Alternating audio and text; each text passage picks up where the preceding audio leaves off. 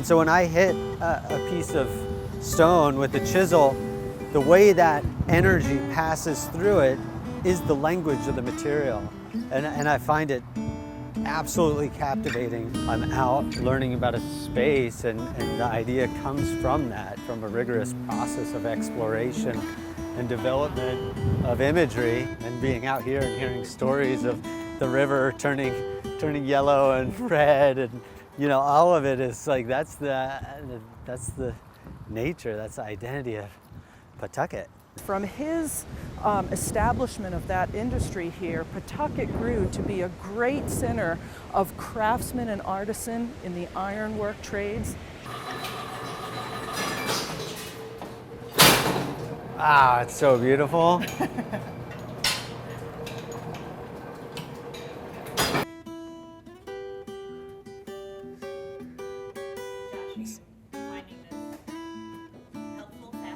Yeah, I mean, this is definitely the direction my mind is going with, something about the robustness of the gears, and that there's this working form, and all the the ingenuity behind it, and just something about the thickness of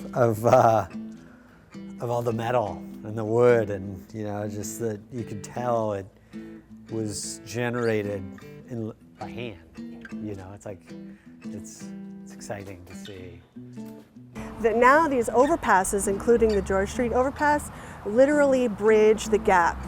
They bridge the divide that was put in the neighborhood. And so you feel like there is an element of healing that's happening as far as the way people inhabit this area in Woodlawn, and the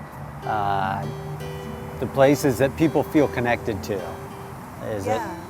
Healing is a great word. And saying, like, how do we use it as a gateway, rather than a pass-through, and you were talking earlier about that there's one level and then it opens up to another and another and another, and that's literally, right, like the highway, right, how many overpasses at one after another, like bridges on the, on a river.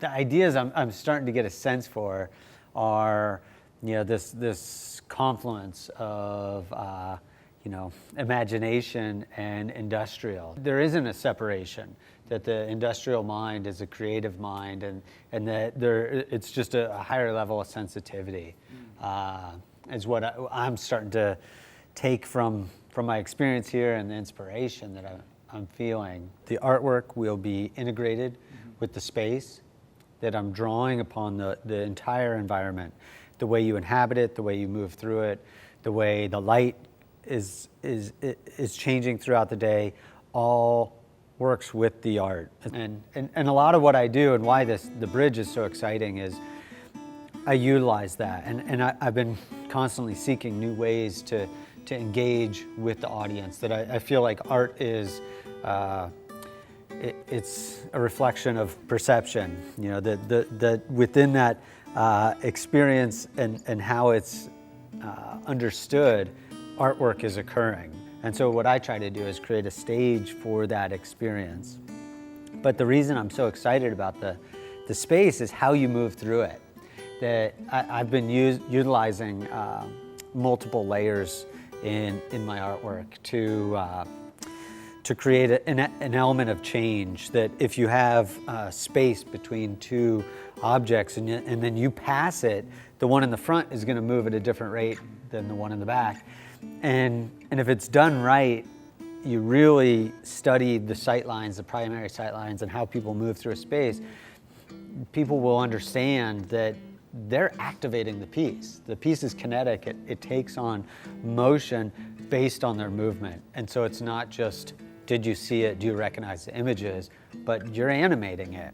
And so ideally with all my work, people are going to feel like their own sensitivity to content is going to make it unique to them.